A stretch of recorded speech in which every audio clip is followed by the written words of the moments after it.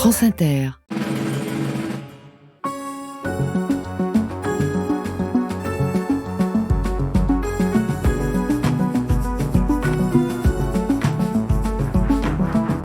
Citoyens et citoyennes, camarades, compagnons, travailleuses, travailleurs, Françaises, Français. Et aujourd'hui, mes bien chères sœurs, mes bien chers frères, bienvenue dans Enquête de politique. Nous sommes ensemble jusqu'à 19h. Enquête de politique. Thomas Legrand sur France Inter. Et oui, au lendemain des obsèques du pape François, la question est maintenant de savoir qui sera le prochain pape. Ce sera, comme tous les souverains pontifes, un personnage politique. Les papes font de la politique. C'est le thème d'Enquête de politique en ce premier dimanche sans pape. Le pape est mort. Un nouveau pape est appelé Araignée. Araignée, quel drôle de nom pour un pape. Pourquoi pas libellule ou papillon ? Si un nouveau pape est appelé Araignée, comme le dit si joliment Jacques Prévert, c'est qu'il s'agit d'un souverain, d'une sommité politique. Et c'est ce qui nous intéresse aujourd'hui. Quelle est la part du message politique dans le message des papes ? Depuis que les souverains pontifes ne sont plus à la tête que d'un État symbolique sur quelques hectares, qu'ils n'ont plus d'armée, plus de puissance régalienne, leur mission évangélique et spirituelle comporte une part, pas toujours assumée, de politique pure. Le pape et politique. S'il en fallait encore une preuve, on a quand même passé toute cette semaine sur les plateaux de télé, les studios de radio ou dans les tribunes des journaux à se demander si François était de gauche, progressiste, conservateur, les deux, et chacun s'interroge plus sur la couleur politique du prochain pape que sur sa nationalité ou sur son ordre d'origine. Utiliser le terme papisme, puisqu'ici on aime les ismes, pour évoquer le rôle idéologique du Vatican peut prêter à confusion, j'en conviens, puisqu'il n'y a pas de doctrine politique claire. Il y a bien une doctrine de l'Église, mais ça c'est autre chose. Et puis le mot papisme a une acception courante qui remonte au XVIIIe, XIXe siècle. C'est un anathème utilisé par les protestants et les orthodoxes pour désigner les catholiques soumis à l'autorité de Rome. Mais le pape, figure tutélaire du catholicisme, première religion au monde, a du pouvoir sur les consciences et influence d'une certaine façon la marche des affaires publiques. Quelle est la nature et l'histoire de cette part politique des papes ? C'est ce que nous allons tenter de déterminer avec nos trois invités. Un peu avant 19h, nous irons à la rencontre de Yuna Rivalin, journaliste à La Croix, pour parler de l'enquête que le quotidien catholique a publiée sur le pédigré de ces quelques milliers de jeunes adultes qui ont, cette année, décidé de se faire baptiser. Mais avant cela, en studio, nous sommes avec Christine Pedotti, journaliste à Témoignages chrétiens, hebdomadaire plutôt marqué à gauche, et autrice de Autopsie d'un système, pour en finir vraiment avec les abus dans l'Église, chez Albin Michel, et de Jean-Paul II, L'ombre des saints, avec Anthony Favier, chez Albin Michel également. Et avec nous aussi, Antoine-Marie Izoard, journaliste à Famille chrétienne, hebdomadaire plutôt conservateur.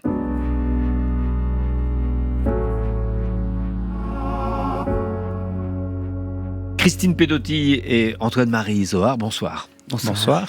Alors, les papes et la politique, la papauté et la politique, c'est une longue histoire. La papauté, Rome a organisé la vie sociale et politique des Européens pendant de longs siècles. Et puis, il y a un moment, Christine Pedotti, où finalement, le pape, les catholiques, ont perdu le pouvoir, non pas sur les âmes, mais sur l'organisation sociale et politique. Oui, 1870. 1870. Et là, Christine Pedotti, une autre phase politique. Tout à fait. Le pape perd toutes ses emprises territoriales, sauf les 54 hectares du Vatican. Et simultanément, puisqu'il y a un concile, qui est le concile de Vatican I, il y a la proclamation de l'infaillibilité pontificale. Donc d'une certaine façon, le pape perd toutes ses emprises territoriales et il devient empereur de la vérité. Et donc, ça veut dire que c'est finalement le ministère de la parole ? Oui, tout à fait. Il n'a plus que la parole. Et donc, en fait, depuis lors, les papes, alors on connaît la célèbre phrase de Staline, combien de divisions ? Finalement, c'est pas tant des divisions, c'est la puissance de sa parole. Et les papes successifs, on va pouvoir les juger à la puissance de leur parole, voire parfois de leur silence. Alors, il commente l'actualité, c'est ça ? Il commente l'actualité, pas seulement. En fait, l'idée, c'est de donner des pistes pour être chrétien, catholique, dans un monde complexe. En plus, c'est le monde contemporain, c'est le monde de la modernité. Alors, la papauté, elle va parfois être très réticente face à la modernité, souvent, et parfois pas. Donc, elle va en fait entrer dans le débat avec le monde, jusqu'au Concile de Vatican II, où le monde entre dans les encycliques du Concile de Vatican II. Alors restons un instant en 1870, c'est quand même une période, on est en pleine, au début de la révolution industrielle en Europe. Il y a eu des révolutions, les États-nations se sont installés. Les pouvoirs à peu près partout sont des pouvoirs profanes, même si la religion compte encore. Quel est le pape à l'époque et quelle est sa position sur cette évolution ? Alors, le pape de la vérité, c'est Pie IX. Empereur de la vérité. Empereur de la vérité, tout à fait. En fait, il va faire une chose très singulière, alors qu'il n'y est pas contraint, il va s'enfermer au Vatican. Et il ne va plus que parler du haut du Vatican. Et quelles sont ses premières prises de position ? A priori, il devient, c'est là que c'est paradoxal, comme quoi les traumatismes, ça peut changer les hommes, il devient très anti-moderniste. Il devient très opposé, alors que c'était un pape assez progressiste, si on peut employer ces catégories-là, avant l'épisode de 1870, la peur. Alors il y a des peurs quasi séculaires du sac de Rome. Donc là, la peur le transforme et il devient très opposé au monde moderne. Mais au monde moderne d'un point de vue industriel, parce qu'il pressent peut-être les ravages de l'industrialisation, ou il est rétif aux évolutions sociales qui vont avec ? Il est rétif à la démocratie, il est rétif... l'idée, c'est que le pouvoir vient de Dieu. On va avoir le syllabus, à l'époque, qui condamne les idées modernes. Et ce qui est extraordinaire, c'est que sur les propositions qui sont condamnées dans le syllabus, je pense que Antoine-Marie et moi, qui sommes tous les deux catholiques, je pense que on en signe, c'est-à-dire qu'on est d'accord avec au moins les 3/4, peut-être même 80%. Ça veut dire qu'en fait, on serait en complète contravention avec les condamnations politiques, pour l'essentiel, qui ont un lien entre le profane et le sacré, qui sont énoncés dans les condamnations du syllabus. Alors c'est le moment de présenter un peu plus avant idéologiquement nos deux invités, même si c'est pas le propos de l'émission, c'est une émission politique bien sûr, et on regarde aujourd'hui la papauté sous l'angle politique. Et vous, Christine Pedotti, qu'on vient d'entendre, vous êtes patronne de Témoignages chrétiens, un journal marqué plutôt à gauche, les cathos de gauche, et vous, Antoine-Marie Zohar, vous êtes à Famille chrétienne, plutôt conservatrice. Plutôt classique, oui. Plutôt conservateur classique. Me va bien. Oui, conservateur. Si c'est bien entendu, ça me va bien. Oui, il s'agit de mais conserver. plutôt classique, effectivement. Ouais. Et donc, quand vous entendez Christine Pedotti parler de cette période et de l'évolution et du fait que vous, aujourd'hui, finalement, vous pourriez signer tout ce que refusait Pie IX en 1870 ? Mais je pense que surtout que l'Église a pas mal évolué. Heureusement, elle l'a regardé avec les yeux du temps. Alors, quand Christine évoque tout à l'heure le concile, effectivement, ça marque une forme de rupture aussi, d'une certaine façon, puisqu'il y a quand même ce concile qui dit, l'Église participe aux joies, aux espérances du monde. On entend Paul VI, sauf erreur, dire l'Église est experte en humanité. C'est bien après. Et ça, oui, mais ça reste à marque quand même sur l'engagement de l'Église au sein du monde, exactement ce que disait Christine Pedotti tout à l'heure, d'une Église qui est à l'écoute de ce qui se passe dans le monde. Et moi, je pense à Rerum Novarum de Léon XIII. On est en 1890-91, sauf erreur. Et là, le pape Léon XIII publie une encyclique, un document pontifical, donc magistériel, très important, sur la justice sociale et sur le travail en particulier. Disant aux salariés, voilà quels sont vos droits et vos devoirs. Disant aux patrons aussi quels sont vos droits et vos devoirs. Et ça, je pense que cette encyclique-là, elle est extrêmement importante. Léon XIII, qui est le pape cité par ceux qui se revendiquent du catholicisme social. Oui, tout à fait. Le pape Pie IX est mort. Et Léon XIII le remplace. Dans l'encyclique Rerum Novarum, il définit pour la première fois l'attitude de l'Église devant le problème ouvrier. Et il cherche à donner une nouvelle orientation au rapport du catholicisme et de la République en France. Les chances d'une restauration vont s'amenuisant. À se lier plus longtemps à une cause perdue, l'Église risque de nuire à son influence. Et le 17 janvier 1892, Léon XIII accorde une interview à un journaliste français. La République est une forme de gouvernement aussi légitime que les autres. Alors, on avance un peu et on va parler de la Seconde Guerre mondiale et de l'absence de réaction de Pie XII, qui est vécu aujourd'hui peut-être comme une sorte de péché originel du catholicisme moderne. On écoute Pie XII le 24 décembre 1942, Radio Vatican. Ce vœu de paix, l'humanité le doit à des centaines de milliers de personnes qui, sans aucune faute de leur part, par le seul fait de leur nationalité ou de leur race, ont été voués à la mort ou à une progressive extinction. Voilà, c'est l'unique référence à la Shoah, au camp de concentration et à tous les drames de la guerre de 40. Ça sera beaucoup reproché à l'Église, Christine Pedotti. Oui, parce qu'en fait, on est dans un temps historique de bascule. C'est-à-dire, pendant très longtemps, on considère que les papes, leur sujet, c'est le catholicisme et c'est les catholiques. Et là, en fait, le pape et la papauté ne savent pas comment se placer parce que les juifs sont pas sous leur protection. Et en fait, il va falloir un peu de temps pour que l'Église comprenne que c'est l'humanité son sujet, la totalité de l'humanité. En fait, c'était une vue très étroite. Tous les gens qui existaient étaient réputés être des catholiques ou devoir le devenir dans les siècles très très anciens. Aujourd'hui, on parle beaucoup de civilisation judéo-chrétienne. Oui. C'est un concept très nouveau et qui, à l'époque, n'existait pas du tout.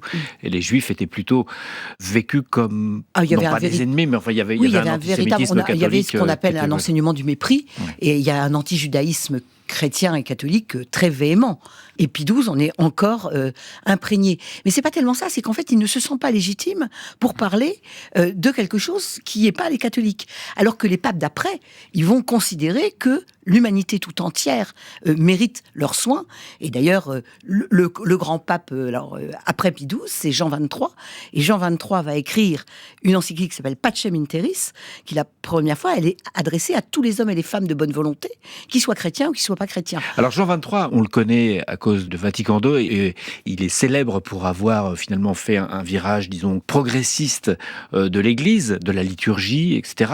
Mais on n'a peut-être pas conscience du fait que c'est aussi un pape qui s'est ouvert au-delà du catholicisme. C'est ça aussi l'apport politique de Jean XXIII. Étonnamment, ce petit bonhomme rondouillard qui avait longtemps été nonce en France, et finalement il était très passionné par la politique. Quand il était nonce en France, il était très intéressé par la politique française, et il avait été très frappé par le sort des Juifs quand il était en poste dans les années de guerre, et il a à cœur l'humanité tout entière. Alors, on ignore souvent le rôle qu'il a joué en octobre 62, au moment du grand affrontement entre Russes et Américains qui nous met au bord de la Troisième Guerre mondiale au moment des missiles de Cuba. Et le pape, à ce moment-là, tente de régler ce problème et, semble-t-il, a été un grand facilitateur. France Inter, enquête de politique. Thomas Legrand. Nous supplions tous les gouvernants qu'ils fassent tout ce qui est en eux pour sauver la paix. Ils éviteront ainsi au monde les horreurs d'une guerre. Voilà, c'était le pape Jean XXIII au moment de la crise de Cuba en 1962. Nous sommes toujours avec Christine Pedotti de Témoignages chrétiens et Antoine-Marie Izoard de Famille chrétienne, et nous parlons du catholicisme politique. Antoine-Marie Izoard, vous vouliez revenir sur Pie XII. Non, mais j'apporterai deux nuances. Je suis complètement Pedotti. d'accord avec ce qu'a dit Christine. J'apporte juste deux nuances en fait. La première, c'est Pie XII, effectivement, a eu très peu, vous avez dit une, je crois qu'il y en a plutôt trois, interventions au cours de son pontificat relative à la Shoah. Il y a cette effectivement grande discrétion, on va dire prudence excessive, avec effectivement cette question de savoir si l'Église n'est pas effectivement juste en charge des catholiques. Et ça, je le rejoins complètement. Mais je crains que effectivement, on l'ait vu aussi avec le pontificat de François, à certains égards, quand il s'est agi, on en parlera certainement tout à l'heure, mais de parler de l'Ukraine. Ça, c'est juste un premier pont. Et l'autre, c'est de dire quand même que, pour la vérité historique, Pie XII lui-même a choisi de sauver un certain nombre de Juifs, tout à fait discrètement, en les accueillant, les hébergeant, entre autres, dans la résidence d'été de Castel Gandolfo, au sud de Rome, qui est la résidence d'été des papes. Et il eût été impossible que le pape dise quoi que ce soit à ce moment-là. Alors, c'était un vieux débat entre les catholiques plutôt conservateurs et les catholiques. Non, mais ça, c'est plutôt... historique. Oui, c'est je historique. Nie pas les silences. On va être tout à fait d'accord. On va pas réouvrir tout ça, mais c'était bien d'entendre aussi votre version. On a aussi dans nos archives écouté une intervention de Paul VI qui défend la position de Pie XII. C'était en 1964, donc quand même longtemps après. Écoutez. Notre grand prédécesseur Pie XII l'affirma avec force au cœur du dernier conflit mondial. Et tout le monde c'est ce qu'il a fait pour la défense et le salut de tous ceux qui étaient dans l'épreuve, sans aucune distinction. Et pourtant, on a voulu jeter des soupçons et même des accusations contre la mémoire de ce grand pontife. Rien de plus injuste. Bon, voilà, Paul VI dans un numéro un peu d'équilibriste, c'était à Jérusalem en 1964. Christine Pedotti, Paul VI, c'est le pape qui sort du Vatican. Oui, il sort du Vatican, il fait des voyages à l'étranger. Tout à l'heure, vous nous avez dit 1870, le pape reste dans ses 54 hectares. Oui. Voilà, maintenant on sort. Et alors, parmi ces voyages, il y a effectivement un voyage en Israël très important où il rencontre le patriarche orthodoxe Athénagoras. Puis surtout, il y a un acte formidable, c'est qu'il va à l'ONU. Et on voit le personnage blanc du pape se détacher sur le marbre vert de la tribune de l'ONU. Image célèbre. Il a un grand discours. Et c'est une chose qu'on sait peu, mais ce voyage extrêmement rapide, ça dure 30 heures, il fait partie du Concile de Vatican II. Il est inscrit dans les actes du Concile de Vatican II. Et donc là, si on se pose la question du poids politique d'un pape, on a effectivement un pape qui parle à la Hola de l'ONU avec tous les chefs d'État qui sont là et qui l'écoutent. Antoine-Marie Isoard. Mais effectivement, Paul VI, il va aller en Ouganda, il va aller en Inde, il va aller en Colombie, il va aller en Asie. Avec des messages qui ne sont pas simplement religieux, c'est la paix. Ah ben non, parce qu'on dit toujours un voyage apostolique, parce qu'effectivement, c'est le voyage du successeur de Pierre, mais on ne part pas en voyage sans être invité à la fois par les églises locales et par le chef de l'État.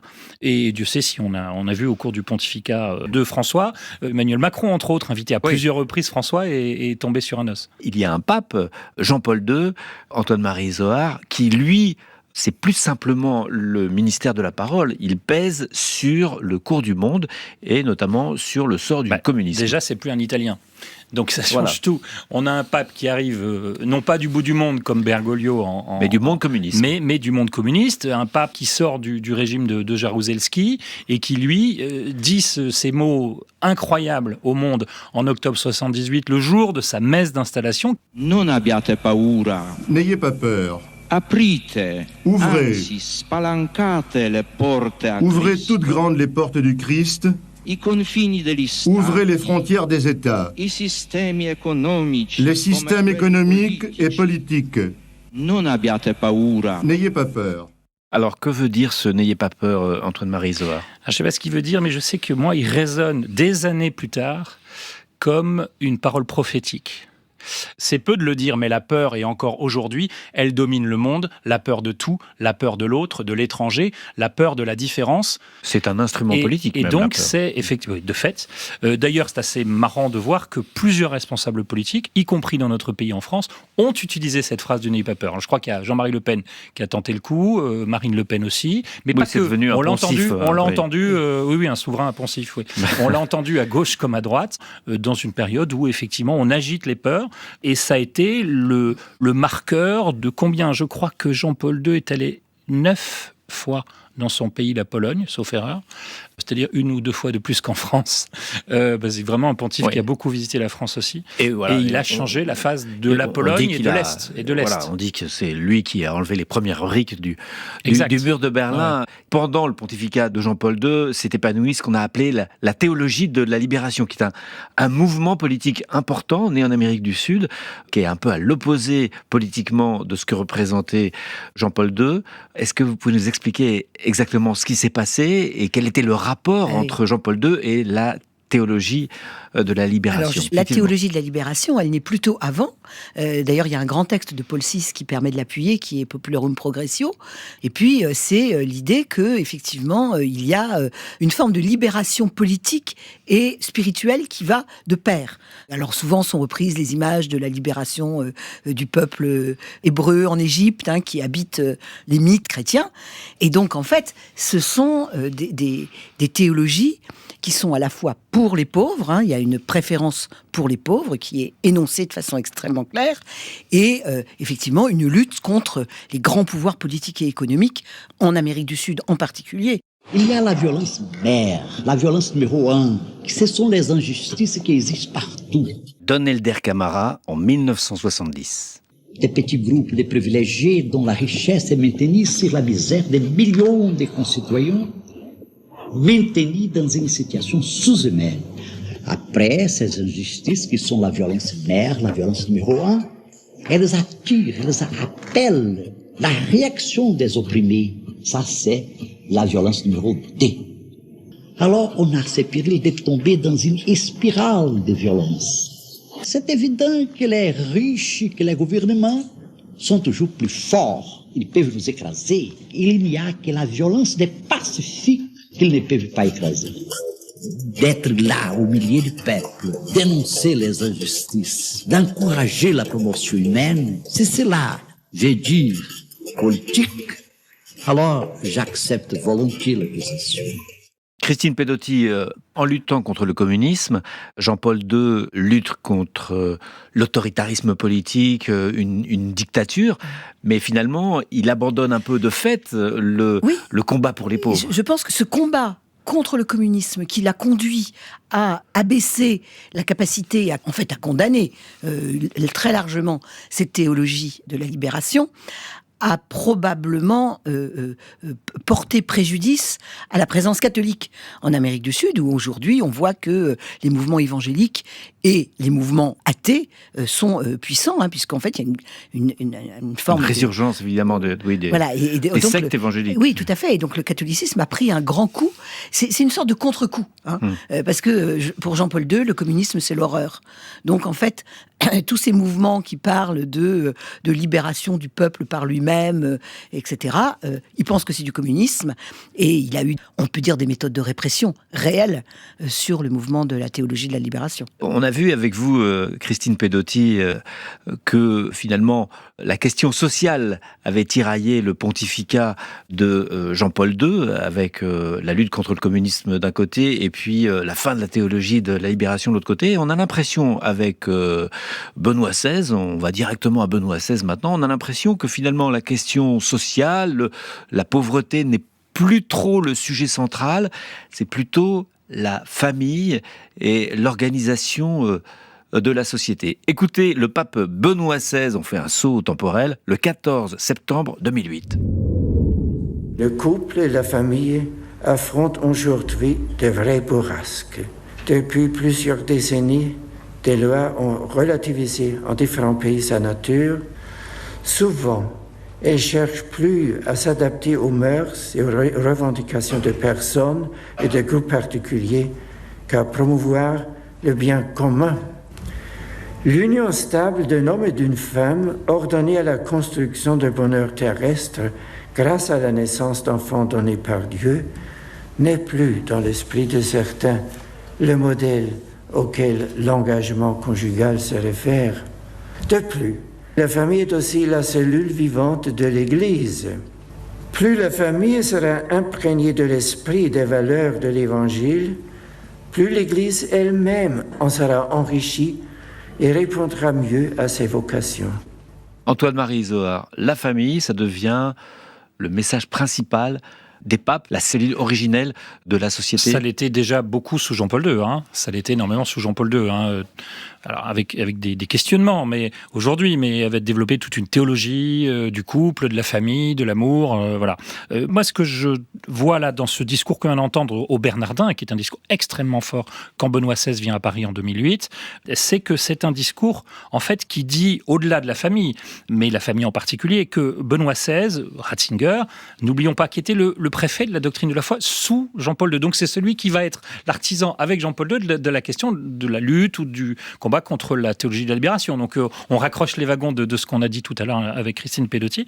Mais en fait, c'est l'angoisse d'un pape européen, probablement, d'autres l'ont dit que moi, le dernier pape européen, au sens stricto sensu, et puis le dernier pape à avoir vécu le concile, enfin, de la disparition de la foi dans la société, qui sans l'admettre, en tout cas la déplore, et essaie de trouver des solutions, et en particulier à cette époque-là, donc il y a des rencontres avec les politiques en France qui sont assez mémorables, et entre autres à cette époque-là, la proposition le pape salue la saine laïcité à la française, et l'encouragement d'une laïcité où l'Église et le pouvoir peuvent travailler ensemble. On préparait cette émission il y a quelque temps, et vous me parliez des ismes. Vous étiez, en recherche de ces ismes. Eh ben, les ismes l'hérétisme, c'est la grande angoisse de Benoît XVI et de Ratzinger. C'est l'hédonisme, le consumérisme, le relativisme. Voilà, il n'a eu de cesse, lui, de réfléchir sur ces questions-là. Et plus que de faire de la politique, parce que je crois qu'on peut dire globalement, en gros, Là, comme il fait ça, de la morale plutôt. qu'il a fait très peu de politique en soi, mais qu'il s'est intéressé au sens politique, au sens de la politique. Il y a des textes très célèbres de Benoît XVI, justement, sur l'engagement des chrétiens en politique, qui ont fait beaucoup de polémiques. Christine, c'est ça comme moi. Chaque fois qu'on a une élection en France, on ressort les fameux points et valeurs non négociables d'un texte de 2002, je crois, sur l'engagement et le comportement des catholiques et en politique, pour savoir si effectivement, comment on peut choisir le bon candidat. Bon, on s'aperçoit que finalement, on arrive à choisir juste le moindre mal. C'est déjà le minimum. Mais c'est vrai que ça a marqué beaucoup. C'est un pape qui, lui, ne va pas forcément faire de la politique. C'est pas son truc. Enfin, on est face à un théologien. Ne faisant pas de la politique, il est finalement très conservateur. Christine Pedotti, vous dites dans votre livre que les 4 grandes caractéristiques du clergé catholique sont hiérarchique, masculin, célibataire et sacré.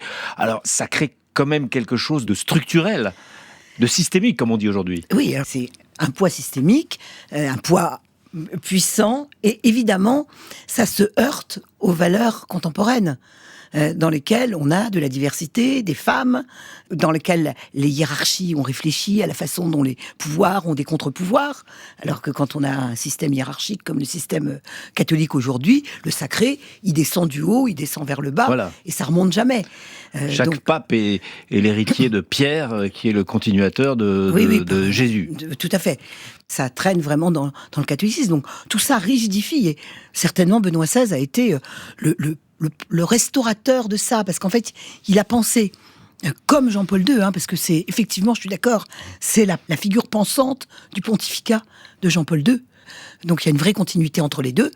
Et en fait, il réarme l'Église devant le monde. Mais c'est simplement du conservatisme, de la peur du progrès, ou c'est une angoisse de l'individualisme aussi ? Je pense qu'il y a une vraie peur de la décadence. Moi, quand j'entends les paroles de Benoît XVI ou Bernardin, aujourd'hui, j'ai des échos de ce que je peux entendre dans le discours de J.D. Vance aujourd'hui à Munich, ou de ce que je peux entendre de Poutine, ou du patriarche Kirill, etc.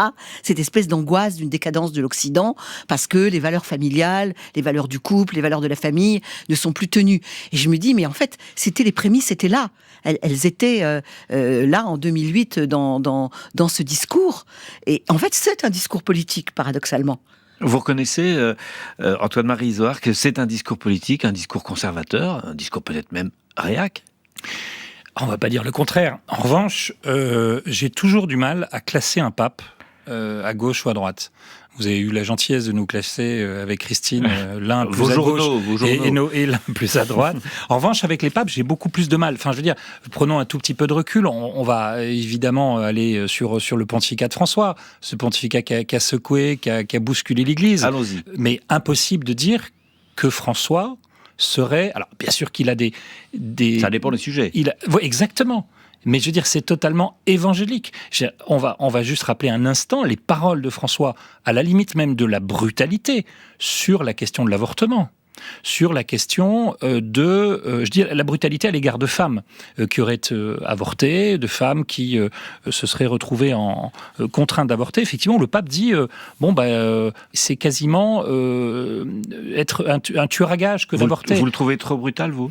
Je trouve ça assez violent, et je pense que Benoît XVI... Depuis famille chrétienne, bien sûr. Non, mais je trouve ça assez violent d'un point de vue...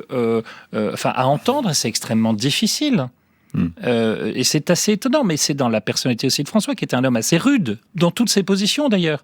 Et donc finalement, on va reparler évidemment des migrants, mais il y a un discours qui est, je pense que d'une certaine façon, François rétablit la barre en disant le discours évangélique, il est ni de droite ni de gauche, et il y a des parties, quand on lit l'évangile, qui peuvent être considérées comme conservatrices et d'autres comme particulièrement progressistes. J'ai du mal à enfermer, en tout cas au moins François, dans un dilemme droite-gauche. France Inter, en quête de politique. Thomas Legrand. Nous sommes toujours avec Christine Pedotti de Témoignages chrétiens et Antoine-Marie Isoard de Famille chrétienne, et nous sommes en quête de papisme, ou en tout cas de politique dans la papauté. On va écouter le pape François sur l'homosexualité, et après on va essayer de voir avec vous ce qui est de droite, ce qui est de gauche chez le pape François. Si une personne est gay et cherche le Seigneur, fait preuve de bonne volonté, qui suis-je pour la juger? Le catéchisme de l'Église catholique l'explique de manière très belle, mais il dit, attendez un peu, il dit, nous ne devons pas marginaliser ces personnes. Celles-ci doivent être intégrées dans la société. Christine Pedotti, sur le sujet de l'homosexualité, c'est quand même la grande nouveauté du pape François. Oui, c'est très étonnant, parce que finalement, il a plus fait avancer les choses sur la question de l'homosexualité que sur celle des femmes. Le système est plus bloqué sur les femmes. Parce qu'il y a cette parole-là, et puis il a écrit un texte qui a secoué beaucoup de gens dans l'Église, s'appelle Fiducia Supplicans, en disant qu'on pouvait bénir des couples, je dirais, non alignés, donc des hommes... Il faut rappeler quand même que sous le pontificat de Benoît XVI, un ambassadeur de France au Vatican avait été refusé par le Vatican parce que réputé, entre guillemets, homosexuel. Oui, tout à fait. Donc c'était l'abomination de la désolation, et tout d'un coup, le pape François a vraiment fait bouger les choses sur cette question-là. Est-ce que c'est une question de droite ou une question de gauche? C'est disons progressiste, en tout cas. Oui, sans doute. C'est vrai que moi, quand je regarde le bilan du côté des femmes, j'ai des raisons de ne pas être satisfaite. Je ne sais pas non plus si c'est une question de droite ou une question de gauche. C'est quand même une question, d'abord, de toute l'humanité. C'est-à-dire que rien n'a bougé sur les femmes dans l'Église. Sur les femmes dans l'Église. Si on fait une forme de bilan, la seule chose à laquelle a consenti le pape François, c'est à admettre que la place des femmes, c'était une vraie question. Que c'était pas une question de décoration, mais qu'il y avait un vrai sujet.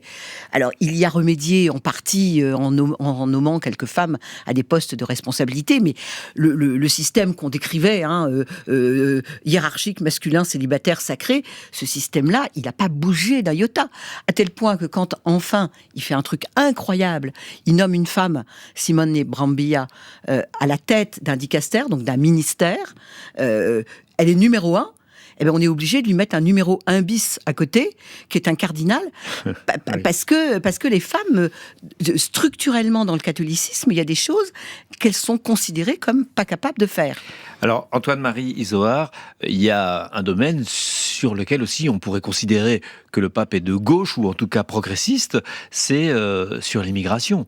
Il a des propos qui hérissent le poil de tous les présidents, de tous les chefs d'État et de tous les leaders conservateurs. Ah, il a plus que des propos. Il a plus que des propos. Et je pense que c'est en ça que ce pontificat est extrêmement intéressant. D'ailleurs, c'est assez à l'image de ce qu'a pu faire Jean-Paul II dans ses voyages historiques ou visite d'une synagogue, etc. C'est que François choisit comme premier déplacement de son pontificat de se rendre au bout de 2-3 mois sur l'île de Lesbos, donc à quelques kilomètres à peine des côtes africaines, pour dénoncer la mondialisation de l'indifférence et dire stop, on ne peut plus faire de la Méditerranée un cimetière. Il faut retenir que François, il est fils et petit-fils d'immigrés italiens, qu'il y a eu une forme de malentendu en Argentine. Il faut reconnaître qu'il y a eu une forme de malentendu, je pense, avec une partie du monde, parce qu'il a eu, effectivement, il a fait le choix. Je fais un petit tour en arrière. Quand vous avez fait entendre tout à l'heure un son de François sur les personnes homosexuelles, c'est en revenant, j'étais dans cet avion-là, en revenant de Rio, au JMJ de Rio en 2013, en juillet, quelques semaines après Lampedusa, de fait. Je vous ai dit Lesbos, mais c'était Lampedusa. La première visite de François, je réalise mon erreur. Il est allé ensuite à Lesbos, plutôt proche de la Grèce, à 2 reprises. Mais quand François est dans l'avion retour de Rio, c'est la première interview avec les journalistes. Il nous dit d'ailleurs, pour la petite histoire, moi je parle pas aux journalistes, et puis au retour, il nous parle pendant 1h15. J'ai eu l'occasion de lui dire, mais dites donc, vous avez peur de rien. Et là, le pape nous dit, quand quelqu'un, un Américain, pour faire le buzz, l'interroge sur l'avortement et sur la question des homosexuels, il dit, mais c'est bon, la position de l'Église, on la connaît. la position de l'Église là-dessus, on la connaît. Et le pape choisit pendant plusieurs années du début de son pontificat de ne pas trop parler de ces questions-là. Et là, je trouve qu'il y a un mouvement un basculement, parce qu'il a dû comprendre ou juger que c'était nécessaire. Petit à petit, il va un peu moins parler des migrants, même s'il l'a fait avec de très nombreuses fois, et en parlant et des droits et des devoirs des migrants, et des droits et des devoirs des États en la matière. Et ça n'a pas toujours été entendu d'ailleurs à droite, chez les conservateurs, que le pape disait aussi quels étaient les devoirs et des migrants, des pays de départ. Chacun fait son tri. Exactement, c'est un peu le risque de choisir ce qui va ou ce qui ne va pas dans la parole papale. Il y a quelque chose qui a été un élément d'incompréhension, et c'est pour ça que j'avais Lesbos en tête tout à l'heure quand j'en parlais, c'est qu'effectivement, quand le pape va en 2016 à Lesbos, il revient avec une douzaine de migrants dans son avion, ce qui est un geste incroyable. Mais il y a une petite erreur diplomatique ou politique, c'est qu'il se trouve que les seuls migrants qu'il peut prendre avec lui sont musulmans. Alors, pourquoi pas ? Et c'était nécessaire, il voulait montrer que c'était possible et que c'était important de pouvoir accueillir des familles, sauf qu'ils sont musulmans. Alors évidemment, ça coince un tout petit peu. Alors, ils sont musulmans pour des raisons toutes simples, c'est que en fait, les chrétiens qui étaient là n'avaient pas de papier. Et donc, il a été impossible de les faire partir. Avec l'avion du pape. Donc, il accueille au Vatican 1 à 2 familles, je crois, de musulmans, dont on n'a plus de nouvelles aujourd'hui, mais qui ont dû, je me doute, trouver un logement, un travail, ainsi de suite. Et l'incompréhension vient de là, et l'incompréhension, elle est aussi autour du fait qu'on est en 2016, on sort des attentats du Bataclan quelques mois plus tôt. Quelques mois plus tard, c'est un prêtre catholique, le père Jacques Hamel, qui va être tué dans son église. Et là, vous avez toute une partie des catholiques qui comprennent pas. C'est une incompréhension. Je condamne pas du tout, au contraire. Je dis juste, il y a une incompréhension que je regrette, parce que je crois que le pape a eu là, une fois encore, je parlais de prophète en parlant de Jean-Paul II, je pense que là aussi, il a eu des gestes prophétiques. Il faudrait dire qu'il a aussi eu des gestes prophétiques en s'occupant des pauvres, d'une église pour les pauvres, en s'occupant de l'écologie, on en parlera peut-être si on a le temps. A-t-il eu une parole prophétique quand il a prononcé ça ? Celui qui pense à son peuple doit avoir le courage de lever le drapeau blanc et négocier. Aujourd'hui, il est possible de négocier avec l'aide des puissances internationales. Il y en a. Quand tu vois que tu es vaincu, il faut avoir le courage de négocier. Mais si tu continues ainsi, combien y aura-t-il de morts ? Et ce sera pire encore. Il faut négocier à temps. Alors, Christine Pedotti, c'est une parole du pape qui date d'avril 2024 et qui s'adresse finalement à Zelensky. On pourrait la qualifier de paix capitularde. Oui, et ça résonne de façon d'autant plus effrayante aujourd'hui, où on se dit que ça pourrait être du Trump dans le texte. Je veux dire, à l'époque, ça a fait scandale. Oui. Vraiment. De toute façon, il faut dire que la position du pape François sur l'Ukraine, elle n'est pas claire du début à la fin. Ceci parce qu'en fait, il voulait absolument une réconciliation religieuse avec l'orthodoxie, avec le patriarche Kirill, qu'il avait rencontré, me semble-t-il, à Cuba. Oui. De façon historique. Voilà, tout à fait. Et il voulait poursuivre. Et en fait, alors, le patriarche russe qui s'oppose d'ailleurs au patriarche ukrainien. Oui, alors qu'il a pris pour un chef religieux, alors que c'est juste un oligarque. Oui. Point. Je ne sais pas s'il a encore réalisé... Un oligarque, youtubeur. Ou un aumônier des armées, de fait. Oui, mais vraiment un oligarque. Enfin, c'est un oligarque parmi d'autres, soumis à Poutine, pas du tout une personnalité spirituelle. Et quand il dit ça, de toute façon, sur l'Ukraine, il y a un problème, c'est qu'il est pacifiste, il est radicalement pacifiste, le pape François. Donc, il veut pas la guerre, il veut pas la guerre, il veut pas la guerre. Oui, il veut pas la guerre, mais d'accord, mais quand on est agressé, il faut répondre. Donc là, c'est quand même... Je pense que quand on fera... faut laisser le temps retomber, mais quand on fera le bilan sur la question de l'Ukraine, il y aura des choses à dire. Alors finalement, plus globalement, j'ai envie de vous demander, avant de finir cette émission, Christine Pedotti et Antoine-Marie Zohar, on a vu les prises de position des papes au fil de ces dernières décennies.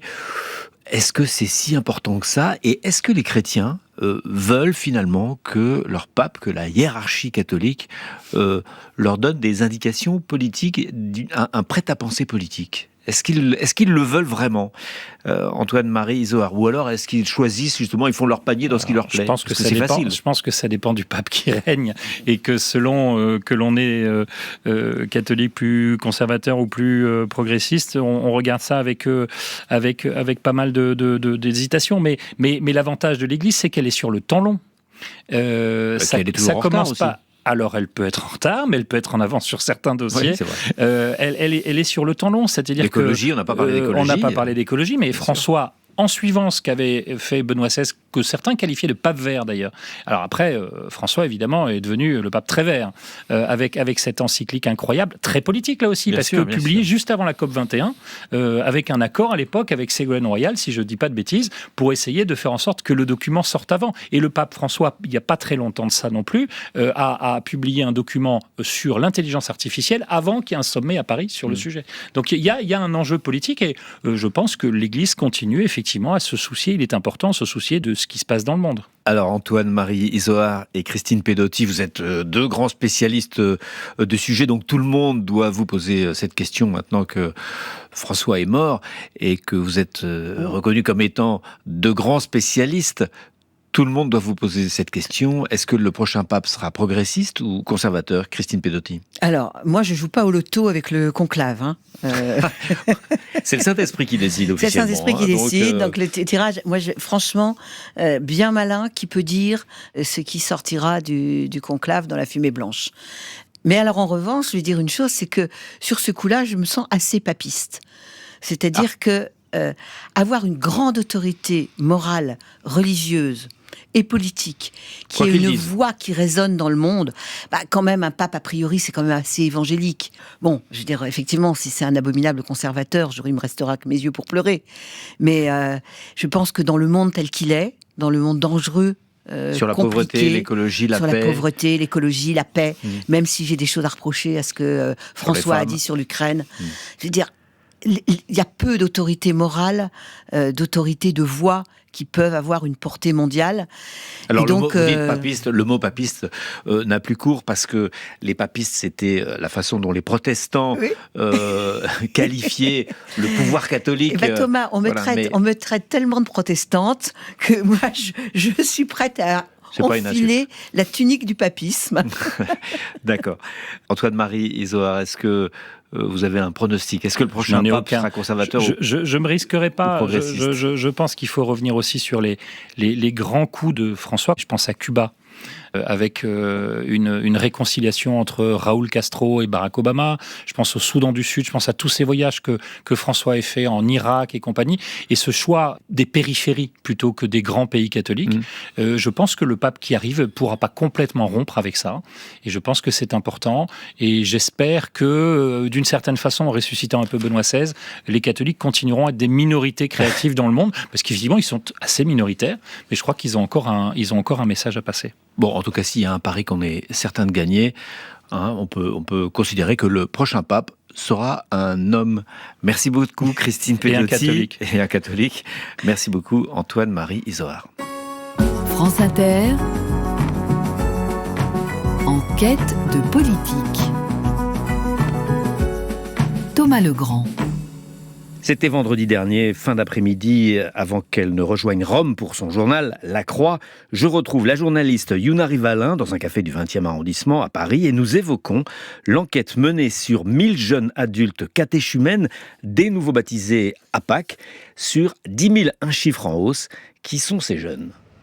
C'est des jeunes qui ont grandi dans une société qui est largement sécularisée, matérialiste, où il n'y a pas eu souvent de transmission familiale de la foi. Donc en fait, ils se retrouvent un petit peu perdus dans une forme de société liquide, en se demandant mais moi qui suis-je, voilà. Et en fait là, ils se heurtent souvent à l'islam, où leurs amis, souvent musulmans, eux sont très zélés dans la façon de parler de leur foi, et donc eux se définissent en miroir vis-à-vis de l'islam, en se disant mais moi je suis pas musulman, mais je suis qui ? Et en fait, ça a construit une forme de jeunesse de catéchumènes qui sont très affirmés dans leur foi et qui peut parfois se traduire par des thèmes qui sont traditionnellement rattachés à droite. Puisque vous nous expliquez que c'est en miroir un islam bien implanté dans une certaine jeunesse, est-ce que c'est un repli identitaire en opposition à cet islam, ou est-ce que c'est simplement un effet miroir ? Tiens, eux, ils ont des réponses aux questions que je me pose. Quelles sont les réponses que je peux trouver dans mon univers culturel ?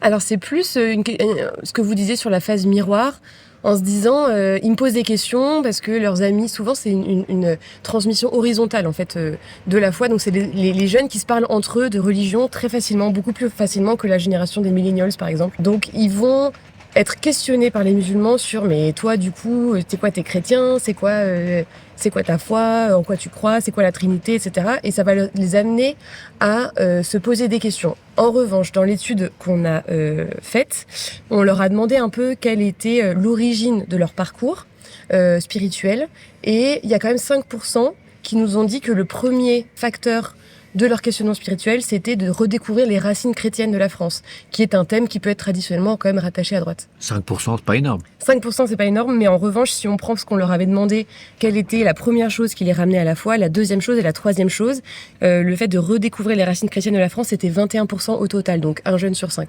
Il faut partir aussi du constat que ces jeunes-là, ils vivent aussi dans une société où, en fait, les questions d'avortement, par exemple, sont complètement acceptées. Il y a juste un repli au niveau de l'Église catholique. Donc je pense pas que la transmission de la catholicité soit allée à ce stade-là.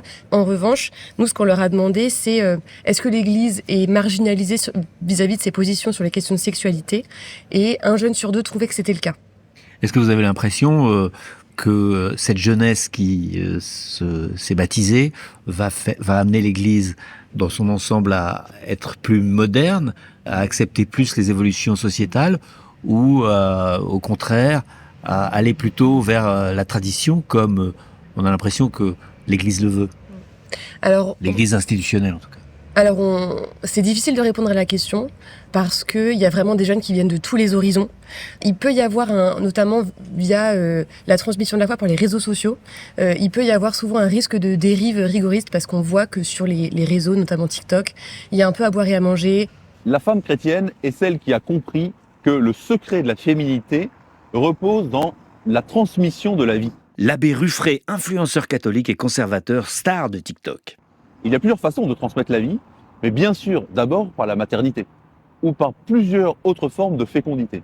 Et donc je pense qu'une femme chrétienne, c'est une femme qui s'épanouit en réalisant à l'extérieur ce don de soi-même, qui est un don qui communique la vie. Il y a beaucoup de jeunes qui se calquent par rapport à l'islam. On voit le retour du voile chrétien, on voit le retour du carême comme un jeûne strict. Et donc les jeunes se retrouvent à aller voir les paroisses en disant « mais j'ai pas compris, on m'a dit que je pouvais pas manger tous les midis ». Et les accompagnateurs des catéchumènes sont là, oh là là, non, c'est pas du tout le cas, c'est pas du tout ça le carême. Donc je pense que sur les réseaux sociaux et la transmission de la foi sur les réseaux sociaux, évidemment, il y a un risque rigoriste qui vient aussi d'un besoin de rite, en fait, dans une société liquide où en fait... De rite ou d'autorité ? Les deux. Je pense que c'est aussi pour ça que les jeunes vont vers l'Église catholique, qui a un système hiérarchique très fort, parce que il peut y avoir l'impression d'être complètement perdu quand il n'y a pas de transmission familiale. Là, il y a quelques années encore, la grand-mère faisait souvent office de la personne qui les ramenait à la foi. Là, aujourd'hui, la grand-mère, c'est juste 25%, donc ça a beaucoup baissé. Et les réseaux sociaux ? Et les réseaux sociaux, alors un catéchumène interrogé sur 5 dit avoir eu dans son parcours de foi un impact des influenceurs sur les réseaux sociaux. Donc ça reste quand même important. Merci Seigneur. Comment ne pas te louer, Seigneur Jésus, comment... Alors sur les réseaux sociaux, on voit beaucoup un groupe qui s'appelle Glorious, qui a l'air d'avoir du succès. On les voit dans les zéniths, au milieu d'une foule. Ça a de l'importance, ce genre de choses ? Glorious, ils sont là depuis 20 ans, donc ça fait 20 ans qu'ils ont construit aussi un public qui s'est transmis de génération en génération. Ils ont une vision très ouverte de l'Église, d'une Église qui est ouverte sur l'extérieur, qui est en dialogue avec le monde qui les entoure, et ça se voit notamment par le style musical qu'ils ont choisi, qui est très pop en fait. Voilà, c'était Enquête de politique au lendemain de l'enterrement de François et dans l'attente du prochain pape. La semaine prochaine, nous nous pencherons sur une notion protéiforme, le progressisme. Enquête de politique est réalisée par Christophe Imbert, archives sonores Franck Olivard, à la technique ce soir Rémi Sistiaga et Julien Thévenot, et à la programmation musicale Thierry Dupin. Tous les numéros d'Enquête de politique sont disponibles en podcast sur l'appli Radio France. Je vous retrouve bien sûr dimanche prochain, juste après le journal de 18h. D'ici là, n'oubliez pas, si vous ne vous intéressez pas à la politique, c'est la politique qui s'intéressera à vous.